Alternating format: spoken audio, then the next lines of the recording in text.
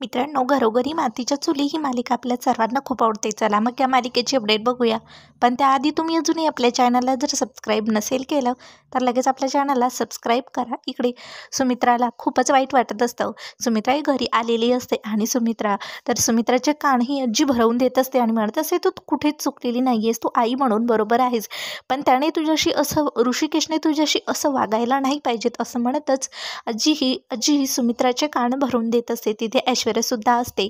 तर इकडे जानकी ही ऋषिकेशला समजावून सांगत असते, आई म्हणून त्या चुकल्यास, पण त्यांची आजी म्हणून काय चूक आहे, त्याची आजी म्हणून का त्यांना दोष देत आहात असं म्हणतं. तर ऋषिकेश मात्र काहीच ऐकून घेत नसतो. ऋषिकेश म्हणत असतो, अगं मला फक्त याचंच वाईट वाटत आहे, आपल्याला पैशाची गरज असून सुद्धा त्यांनी आपल्याला पैशाची मदत केली नाही असं म्हणतच ऋषिकेश सांगत असतो.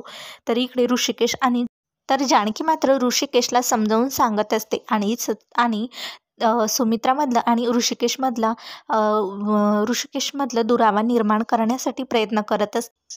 तर इकडे ऐश्वर्या सुमित्राला म्हणत असते, आई तुमचंही थोडं चुकलंच. तर लगेच सुमित्राला मात्र खूप राग येतो आणि सुमित्रा म्हणत असते, एक मिनिट, माझं चुकलं नाही आहे ऐश्वर्या, तुझं चुकलं, कारण त्यावेळेस तू माझे कान भरून दिले असं म्हणतच सुमित्रा मात्र खूपच चिडलेली असते आणि सर्व काही सुमित्राही ऐश्वर्याला बोलत असते आणि तिथून निघून जाते.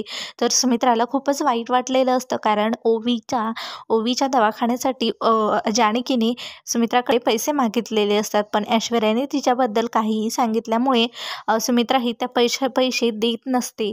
त्यामुळे सुमित्रालाही खूपच वाईट वाटलेलं असतं. तर तुम्हाला जर हा एपिसोड बघायचा असेल तर लगेच आपल्या चॅनलला सबस्क्राईब करा आणि तुम्ही अजूनही आपल्या चॅनलला जर सबस्क्राईब नसेल केलं तर लगेच सबस्क्राईब करा.